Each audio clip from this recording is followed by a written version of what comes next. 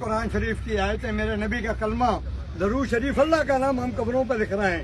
جائیں پورے ملک کے روڈوں پہ تختیاں بنا کر گھس رہے ہیں، ان کا پانی گٹروں میں جا رہا ہے.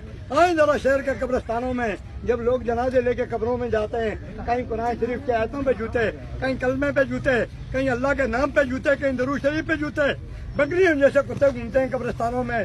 کتا اونچی جگہ پیشاب کرتا ہے، کسی پہ بسم اللہ، کسی پہ کلمہ، کسی پہ آیت الکرسی، کسی پہ درود شریف.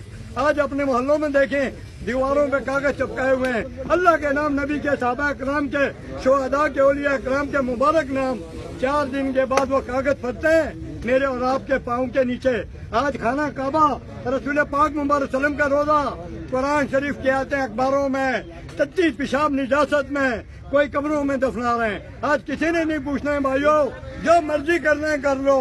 کل اس قبر میں بے حرمتی والے بے حرمتی کا جواب دیں گے، وہ دنیا میں خاموش رہنے والے اپنی خاموشی کا جواب دیں گے. میرے نبی کے دودھ پینے تک بچے کربلا کے میدان میں سر کٹے اور نیزوں پہ چلے جنت کے سرداروں کے ساتھ. یہ دین کی خاطر کٹے، یہ دین اتنا سستا نہیں ہے. لاکھوں دفعہ درود سلام بھیجیں رسول پاک مبارک صلی اللہ علیہ وسلم پہ، جن کی دعاؤں کے صدقے ماں کی گود میں مفت کلمہ ملا.